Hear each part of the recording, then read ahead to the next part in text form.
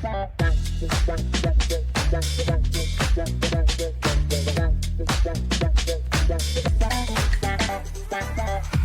Chris Heisten Financial is in the house today. Good friend of mine. You have a history of just being a badass, I guess, if we were to say it best. I mean, you're a professional hockey player. You won a national championship with Maine Black Bears. Did not. No, did not. My brother did. Your brother. Oh yeah, he was the year after you. We lost in the overtime though, so we got there at least twice. Still, right? Mm-hmm.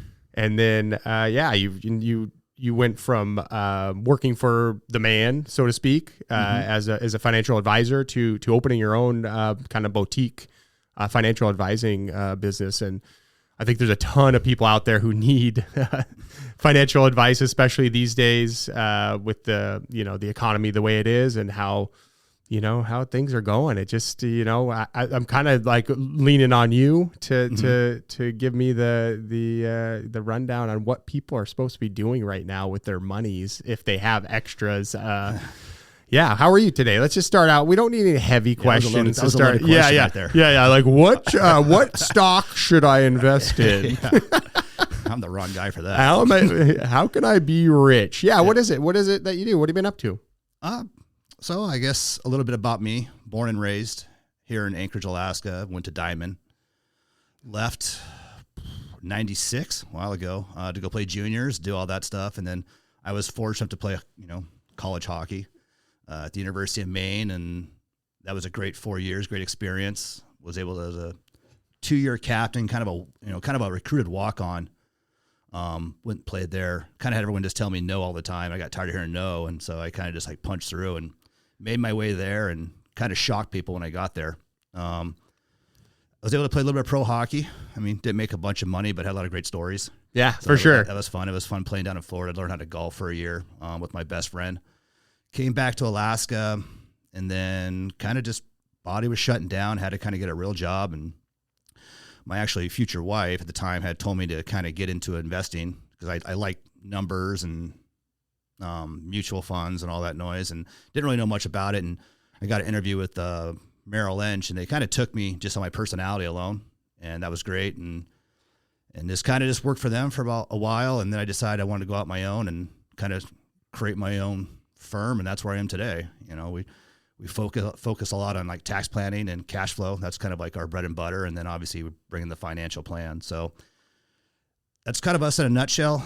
Typically, we work with clients that are oil workers, business owners. That's kind of the bulk of our business. But we also, I think the number one thing is we just want nice people. Nice people.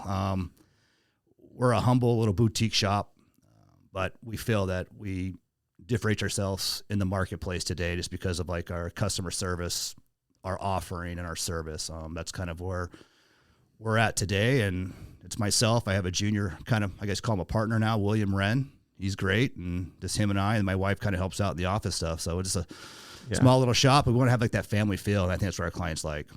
Yeah, it's Alaska, right? So people love to see that kind of like family sort of like tight knit group. And the fact that you grew up here too lends a lot to like just leveraging your network that helped you, I'm assuming helped you build your practice in a lot of ways. Yeah. It's kind of, when everyone's trying to build a practice or some type of business, you got to kind of find some type of niche. What everything kind of went back to was hockey. I would coach youth hockey just because I want to be part of it all. But, talking to parents, they trust me with their kids. They started trusting me with their money. Yeah. Right. Yeah. You trust me with the kids. You can probably trust me with your money. Yeah, for exactly. Sure. So that's a great point. I was very humbled, I guess. I've had some clients for almost 15 years. And some of those clients where I coached their kid when they were a squirt. Yeah. It's been awesome. It's been a great ride to now see those kids now playing college potentially. Yeah. Or going play junior. Yeah. Some are getting married. Some are, some are having kids now. Yeah. It's, they're now becoming clients, which is kind of weird, right? So it's been a long cycle, but I enjoy it. It gets me, I think that's one thing I do enjoy the most about my job is just the fact that the impact I make on clients' lives. And I don't really look at them as clients, look at them as people, as like family members, just the impact I have in their lives. And just being able to like see them, like people grow as you grow as a person as well, like 100%. Seeing their kids go off to play juniors, your kids off to play juniors. It's like, It's cool. Yeah, it is. It's kind of like, the lifestyles that we're like, I guess I guess you call it lifestyle growth. We go through the cycles of life. Yeah. I guess the best way to put it, from coming, out of college to trying to find your way. not knowing what the fuck you're going to do. Exactly. Yeah. Right. You're just like kind of fake it till you make it, smile and dial, Yeah. You didn't know anything about financial until you knew stuff about financial. You have a ton of certifications too. I was just looking at your LinkedIn. Not that I needed to know, but I was like, damn. Yeah. You got a ton of kind of acronyms behind your name. It's kind of like when I played hockey. I wanted to become a student in the game. Yeah. I wanted to be kind of a Swiss Army knife, I was not the most talented, but I knew there was a spot for a player like myself. And so I've kind of transitioned that into the educational part and become a student of the game and finance, where from having a CFP, it's kind of like certified financial planner. Exactly. And then I've got my most recent one is becoming a digital currency, basically advisor. So so for crypto, you could trade crypto. Exactly. That I add that become a believer of it. We have younger clients, the millennials, and so they're a little bit more into it. So let's stop there. Let's get into the crypto. What is your feelings there? I know, I think Bitcoin just went up to 50,000. I just read this morning. What is for you? What does it mean? I know we're kind of in the same age, millennials, and what is what's the hype there? Is there anything there? Is it something people should have in their portfolio? I know it's hard to give advice over this because whoever's listening, none of this is actual. Don't take any disclaimers here, right? It's a deeper conversation. You could call Chris if you want to set up a time to meet and talk about specifics. But what is it about this crypto thing? I'm invested a little bit in it, as you know, probably 3 or 4 years ago when it was popping off and everybody was buying. I bought some. I guess you go back 3 or 4 years ago, it was kind of like that GameStop phenomenon, COVID, no one was doing anything. They were just basically learning to just to kill time, right? Yeah. And so you had the Reddit people, but taking Bitcoin, I guess, my thought about it is this kind of the new digital gold. Yeah. We haven't had a new asset class when it comes to investments in probably the last 70 years. And the last one being real estate, and people shun real estate as an investment, an asset class to invest in. So I look as, the scarcity of Bitcoin. There's only so many coins there's going to be issued. It's like 21 million. And I think the last issue, it's going to be like in 2140. Okay. So they have a halving coming up every 4 years, kind of like the Olympics. These miners, they try to, they compete for new coins be offered to them. Okay. So we have a new one coming up here in April. But like I said, the big thing that's happened now is the ETF, which is an exchange traded fund. It's way for an individual not wanting to own the actual Bitcoin, the actual currency. They can go out and just buy an investment that invests in the price of Bitcoin. So that's just come out. That took a while to get approved by the the regular bodies, the government. They finally got that approved. So I think so people aren't actually buying Bitcoin when they do an ETF with you. They can buy the value. They can bet on the value almost. Yeah, kind of. Yeah, I mean, it's kind of like you would think. You want to own. An example would be you want to own, say, gold, right? But you don't want to own the actual gold bar. You don't want to invest in the price of it, right? Got it. It's exactly like that. It's kind of just like that. Okay. And it's a lot cleaner for individuals. They don't have to, and it's nice to have we always talk about diversification. When it comes to investments, and so it's just another way to diversify. I mean, now I'm not recommending you go 100% in it, but you could have a small slice. Which people did. Oh yeah, people took all their money and put it into cryptocurrency, which turned out to be a big mistake for most people because it just all crashed at once. It's like anything else. It's like cycles. Stocks go up, bonds go down, bonds go up, stocks go down. Same thing with digital currency. I explain it as a digital gold. That's really the best way to think of Bitcoin. Yeah. The scarcity of it. There's only so many shares that are going to be issued. They're not going to issue any more coins. Yep. There's a limit of what they're going to issue. I should say that. Yeah. So that's why I kind of like. So supply is limited. So therefore, the price should go up over time as demand increases. Should. I mean, right? It's back to economics 101, supply and demand. Right. Right. So that's kind of the way it works, and we like it. We have the offering for clients, which is nice. Not all clients are on board. That's fine. We just kind of lead the horse to water. If they want to take a drink, they can. But we just want to be, that's just part of like the education part. We just want to be educated in the things that our clients like. Sure. Not every client's going to like real estate. Some do. Not every client's going to like Bitcoin. Some do. Right. But you have the option. Exactly. You give them those options. And that's kind of what we try to do here. So it's not just stock market stuff that you're investing in. You have other asset classes that you can help people diversify their retirement. Yeah. Without, try to keep it just kind of general here. But we have, alternative investments. We invest in kind of private debt, private equity, private real estate. Got it. So it's just not where. I think the misconception of a lot of advisors is sometimes they think of us as like stockbrokers. Yeah, that's what I was going to say. Like, you're not a guy to come to and be like, hey, I got $200,000. I want to turn this into $3 million in 3 months. Yeah. You know, that's not what you do. No. You're a guy, maybe just explain a little bit like how you think about it, what your philosophy is in your strategy. Yeah. I mean, going back to that comment, the 200,000, that's kind of like the unicorn. If they find that, send it my way. Right? I'll invest my money too. But no, kind of what we do is we start with like tax planning and cash flow. That's where it all starts. Either you want to pay your taxes now or in retirement. Yeah. We give the clients the option. We kind of show the data, what makes sense. I'm a big proponent of paying taxes now or paying tax retirement. That's a different conversation. And then we look at cash flow. All right, your positive cash flow, we should do this, and we're going to diversify in these 7-8 asset classes that we feel like don't all run together, but they diversify and protect you on a downside. Yeah. If your cash flow is negative, how do we fix this? All right, we got to get you in a debt payment plan, or because some people are paying off student loans, they're trying to get that first house. Sure. Housing is expensive nowadays, and now you're financing almost twice the rate now at 12 months ago. Yeah. And then some people have, really great cash flow and they just live basically below the poverty line because they don't want to spend any money. They're frugal. Yeah. So they take all their bonus and they want to put it in something different than say the stock market. Yeah. And we'll come in and give them options and either say yay or nay, and if they're on the fence, we got to explain it better to them, why it's beneficial for them, the pros and cons. Mm-hmm. But we usually get there. And then after that, we just kind of, we look at financial planning too, as part of the aspect. We know people's plans change.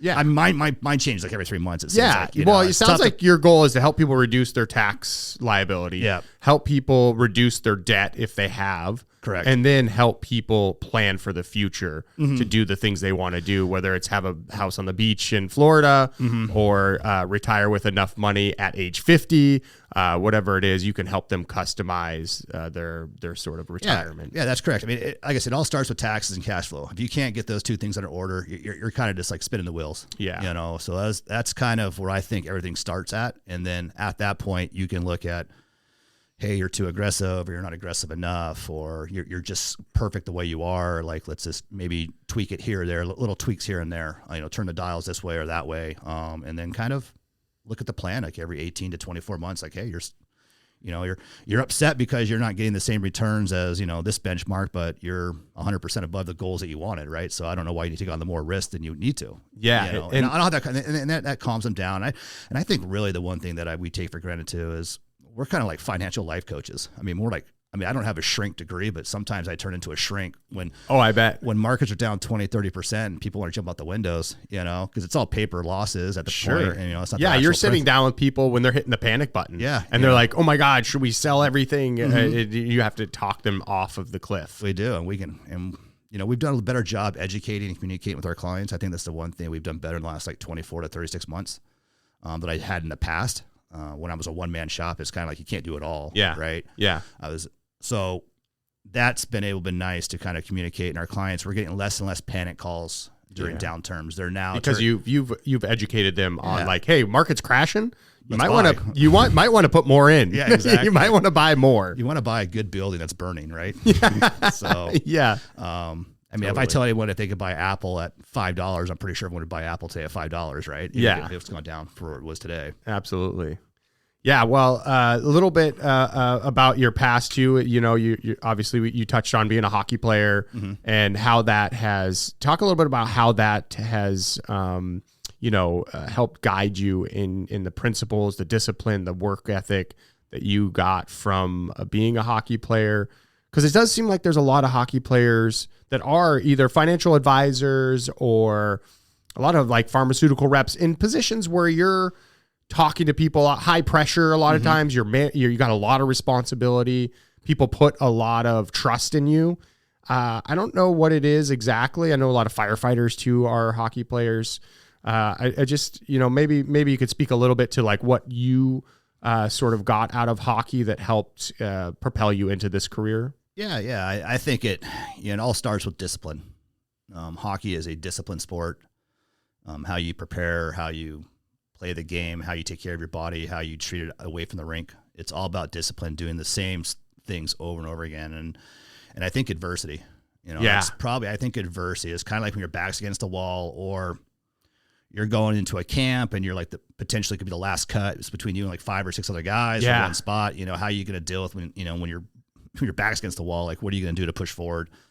And I think having those two things and kind of always being told, no, I couldn't be on this team, or no, you're not going to play here. Or, I think a lot of that has really kind of just put a fire inside me when it comes to competitiveness. A little chip on the shoulder. Exactly. For sure.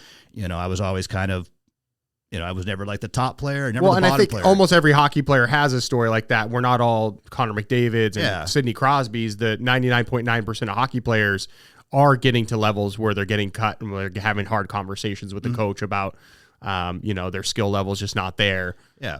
And I think that, the tough thing about hockey, I think in any sports too, is when you get to a certain level each year, you're basically back at bottom, zero. Yeah. Because you have new kids coming in. Right? Yeah, young kids, fresh. And, so that was, you always had to kind of put your best foot forward and try to not listen to the outside noise. That's number one thing. I don't listen to the outside noise. That's one thing I can say. If it's religion or politics or government, I just don't listen to the outside noise, right? Yeah. I just try to focus what's in front of me and control that. But I think hockey, the adversity part, and that, and I can see that in firefighters too, right? I mean, they have to go into those situations and have their head on their shoulders and not panic and not feel like they're going to die in those situations. And I think, and I've had kind of the laissez-faire type attitude where like, I know the sun's going to come up tomorrow and I'll be fine. It's another day to fight. It's a great point. So that's been really good for me. And I think it's helped me out because there's been times where when I started out in this business where I was like, God, am I going to make it? I mean, here I am. Yeah, we all think that. And, mental toughness is a big part of like what we get from hockey. I think that allows us to not hit the panic button and not to just give up and quit. Especially when you start out in this business, you start out at zero. You don't know anything. You don't have anything. And you have kind of a financial pain. That's what I called it. I remember my financial pain. It was my wife and I had our son, Hunter. We had a house that we probably couldn't afford back in 2008. Which they were giving everybody houses. We had no furniture.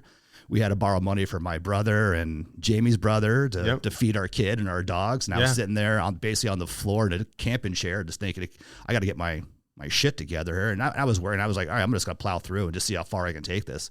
And so that was like the moment where I was like, it just kind of, I was kind of struggling a bit. And I had that moment, I looked around and I was like, you know what, I'm not going to let this beat me. Like the hockey mentality, adversity. I'm not going to let this beat me. So I just turned a switch and I started basically just putting myself out there and let people know what I do. And I'm humble about it. I wasn't a salesman. I was never like, I wasn't selling a service or a product. I was kind of just basically having them invest in my brand. Invest in me.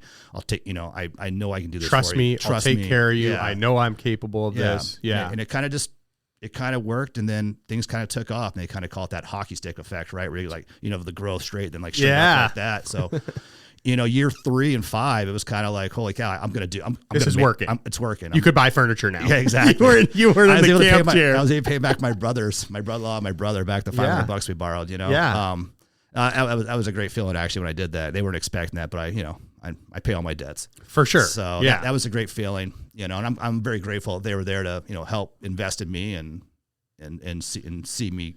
They believed in me. I mean, it wasn't a lot of money, but it was still it was enough to keep you going. I mean, back in the day, groceries weren't like today, where you go to the store and you buy 3 things, it's $160. This was back in the early 2000s where. Yeah, $500 was probably more than a month's worth of groceries, right? Yeah, I think my wife was getting tired of Uncle Joe's pizza. Nothing against Uncle Joe's, we love it, but that was just like the one that we could afford basically 3 times a week. But what a picture you paint, with in the living room, no furniture, with in a camp chair, new baby, Hunter, your son now, who's 17, 18 years old. And playing hockey outside, as a baby, and you guys are just sitting there like, what the fuck am I doing? Like, I know. It was crazy. I mean, it was, living off Jamie's salary. I wasn't making a salary because it was kind of like commission based. Yeah. It's all about the business you bring in. Exactly. Right? Exactly. So, but, now I'm at the point where do I take on new business, but I'm still competitive. I want to help people, Yeah. And that's the thing. It's like, it all goes back to I just like helping people. Yeah. I get, it kind of makes me tick in the morning, getting up, knowing that I'm going to have a meeting with a potential new client or an existing client. And I know, and I feel like I'm going to be able to help them. Yeah. And I enjoy that. And that's a win Yes, in your world. It's like a win when you can get a new client who you can help, and that you get them to a point, and you have the history of it with other clients that you've been with for 10, 15 years, where you see them grow to a point where they are actually achieving their goals that you guys set a decade ago. That's got to be super satisfying for everybody involved. It is. I mean, we're having clients, especially in the oil fields, they give up a lot, being gone for 2 weeks a month, 3 weeks, half their adult life, they're up there. Yeah. We're getting them to retire at age 55, when really kind of 60 is kind of like the target, or 62. We're able to basically help them plan, so they get back. That's the one thing that we try to tell our clients. The one thing that we're going to do the most for one is delegate to allow us to delegate your finances, so you get back time in your life. Yeah. That's the most precious commodity that all of us are losing every day is time, right? Yeah. I think Franklin said it right. It's what, 2 constants of life, death and taxes. You know what I mean? So just getting 2 back things are guaranteed. Yeah, exactly. Taxes and death. Yeah. So we're trying to get clients back time, and that's an ideal client for us. Someone that's willing to give up the reins, allowed to delegate to us, so they get back time with what's important to them. Yeah.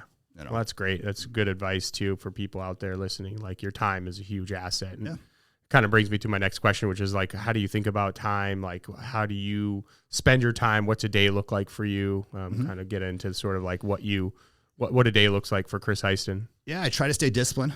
Goes back to that hockey thing. I think, I just had that instilled in me, discipline. Get up in the morning, get a workout in, usually 3 to 4 times a week downstairs in our little kind of gym, makeshift gym area, which is nice. And then get to the office, and basically the first 2 hours is kind of just learning what's going on when it comes to not necessarily, kind of current events, because those are all short-term lived. I'm looking more midterm to long-term events. Is there anything else that we should be giving our clients that they don't currently have? On the business side, administrative business side. And then typically from 10 to 2, I'm either talking to clients or potentially talking to a new client. That's kind of the times I set. And between 2 and 4, I kind of just shut down the mechanism, right? And I kind of just plan my day for the next day, finish up any tasks that I didn't complete, and if I get done early, I leave, right? Because I want to go for a walk outside or do something fun. So that's typical a day for us. And then we like to communicate with our clients, at least monthly, in some type of either email blast or newsletter, a phone call, emails. So we have that. And like I said, as you grow, you have more and more on your plate. So really the next step in my evolution is kind of delegating more tasks and maybe, stuff that you're going through, hiring staff members to help you out grow your business. Totally. And hiring subcontractors to do bookkeeping and accounting and attorneys to do things. That was probably the one best thing I did. I gave up my bookkeeping accounting. Oh, God, Jesus. Such a pain in the ass. Shoot me. Yeah. Is that, did you give that to Vince? Yeah. Vince Veit. Shout out to Veit and Veit Accounting. Cool. Yeah. So that's great advice. I think anybody out there, that's not really, like, I like the thing at the end of the day where you're like, I'm planning for the next day, like either time blocking or just sort of like laying out, what do my meetings look like? What do I have going on? And I like to, a lot of times my calendar runs me a little bit, I think, and to the point where I'm like, I have to go in and like fit in the walk or fit in the workout or fit in the time with my wife or time with my kids. And I'd like to get a little bit ahead of that to where I'm like creating my calendar with all those things in it already. And then I fit in my work around that. So I'm working on that balance personally, but you're the high growth stage right now. It's tough. I got to, I'm hustling. I see the opportunity. I'm kind of in the same boat as you. I see these potential clients and opportunities to get new clients and to increase our revenue, to help more businesses with their marketing, and to hire great people to have a great culture and a work environment for people to work. And that's really what brings me satisfaction. And it sounds like you're exactly on. Yeah, well, that's what we're trying to. I'm trying to create that work culture. When you're a one man shop, you're high fiving yourself right in the mirror. You have no one to talk to. So I got real lonely there, and I'm glad that I was actually referred to by from a colleague for William, and it's William Wren, and it's worked out great. You know, him and I we're kind of yin and yang. Yeah, I'm more emotional. He's more stoic. Yeah, which is great. And he's like more technology, like more analytical. He wants to write the newsletters and things like that and blogs. I think I read something I think it's like Disney. I forget which. I think Walt Disney was a visionary, and Roy Disney was like the committer. You know, it's kind of. I mean, I wouldn't say we're not the Disney company, but it's kind of like I'm more the visionary. I see kind of bigger picture. Steve Jobs, Tim Cook, same thing. Like Tim Cook was the guy getting the shit done and in the Excel spreadsheets and figuring out the manufacturing. And Steve was like, had these huge aspirations for products that nobody could really even fathom at that time. Because I know sometimes I drive probably my wife and William nuts because I'm kind of a big idea. I explain it like I want to shop where the way I want to invest my money with no restrictions, you know, with all legal, right? But some firms you can't do that, right? So I always tell them, I want to be able to do this. Like, are you serious? We just got done doing this. Now you want to change to this, you know? So I know sometimes I've done better with. They now ask me like 3 questions, basically. How's this going to help us? What's this going to cost us? Yeah. Like how, you know what I mean? Like, how does it improve our client experience? But that's a testament to your, your ability to sort of continue to move things forward, right?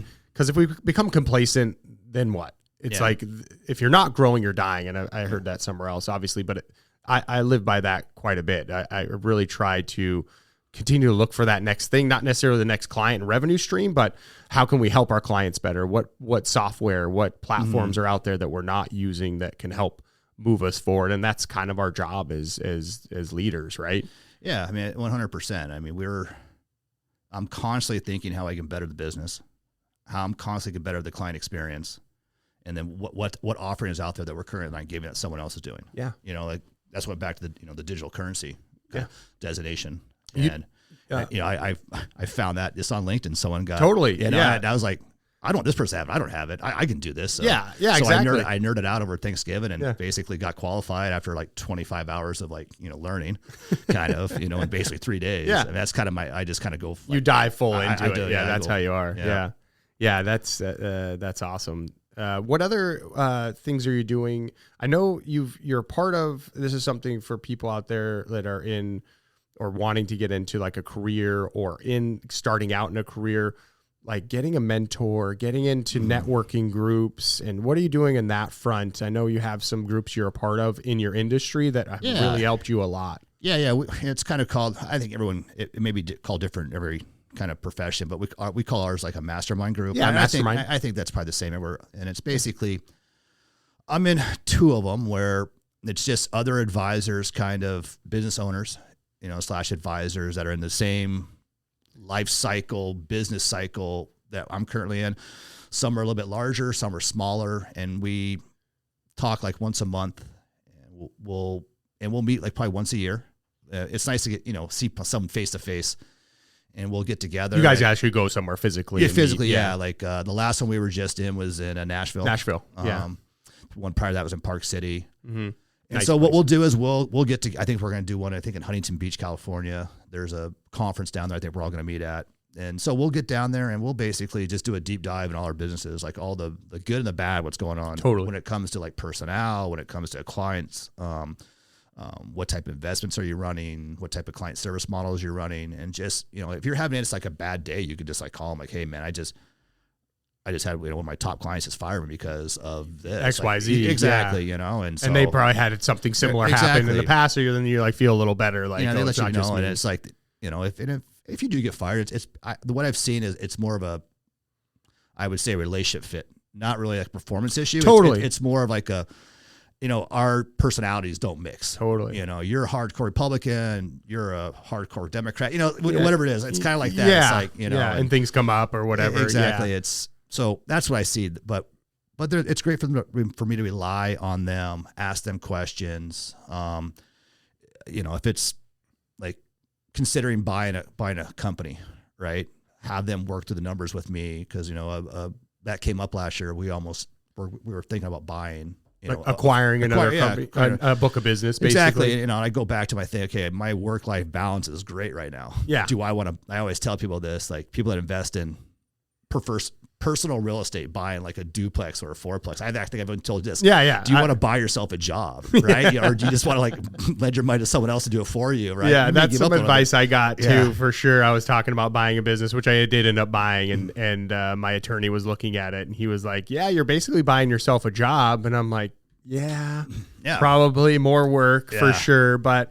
I see that's sort of my personality is I see like that job, it's going to be hard initially, but I can see building something to a point where then now we can hire somebody and get them an operator in place and then have some kind of a revenue stream based on that business. But that's great. Yeah, that's good advice for sure. I think people a lot of times underestimate the relationship side of all business that happens. I think if you're good at the people side, most of the time the other stuff will come, you obviously the certifications and the experience is going to speak for itself. But if you're not good with people, your business is going to fall flat. Yeah. I think, having a network of people, masterminds for you that you can go talk to in these situations and get advice from and have them give you advice and vice versa. And having your customers or clients or partners, whatever you call them, to come to you and get advice from you, and you be able to give them the information or just talk them down or just give them therapy, and being able to just that human aspect, I think, is so underestimated, where you just have to listen empathetically, where you're like listening to somebody in such a way that you're feeling what they're feeling and you're able to speak to what they're feeling. And in our conference room, we have a box of tissue, and every now and then people use it, because we're just asking why they're doing all this. What's their big why? Yeah. Like, why is it that you're saving all this money, you're investing this money, you're working all these hours, you're taking away time of your life. What is the big why you're doing this? And it gets kind of emotional. Clients, you think everyone's, I just want to retire. Yeah. Why do you want to retire? When do you want to retire? Yeah. Where do you want to live when you retire? Like they just don't think about it. And it takes, it doesn't happen overnight with like a new client. It probably takes 18 to 24 months to build up that relationship with clients. To be able to get in those conversations. To get there, to kind of peel back the layers. Sure. But that's the emotional connection we like with our clients. That's what I like. That's why I do it. Yeah. I didn't want to be someone like, calls in, hey, I want to buy 100 shares of Apple. That's, call a teller at like Schwab and do that. Or go to Robin Hood or whatever. Yeah, right? Exactly. Yeah. This is more intimate, more emotional. Yeah. And like I said, our clients, we must be doing something right because our clients are referring clients to us, and I know it's a big thing for anyone to refer. That's how to basically put your name on the line. Like, I want you to go, see this person, because you're, we don't take that for granted when our clients do that. But we know it takes a lot for our client to, put their stamp of approval on us to tell like their best friend or their colleague. And especially in a super boring industry like finance, right? In financials. That's not a place where you think you can wow people necessarily. That is the biggest compliment though, when your clients start referring you to other clients. And for any product or service that somebody's offering, if somebody's like, oh, you have to look at this or you have to talk to this person, that's huge. And that's really what is the biggest driver, I think, of any business or any product or service that's offered. 100%. I mean, it's kind of a, it just shows you're doing right by them and they appreciate what they're getting. And it's not, and they never say, hey, you need to call Chris because his returns are outstanding. It's never that. It's like, hey, his customer service is outstanding. Yeah. And that's all people want. They just want to be able to pick up the phone and talk to someone if they have a question. Communicate. Yeah. They want to be able to good communication. I tell people that all the time. And that's the human aspect. It's like people just want to know you're there. You're going to help them. And you're going to listen to them. Yeah. And I have a lot of business owner clients that I call and ask for advice too. Sure. I'll call, because I have some people that have been running a business for 30 years successfly. Yeah. I'm like, well, how do you do it for 30 years? Like, how do you deal with employees? Like, what do you do if you have to fire someone?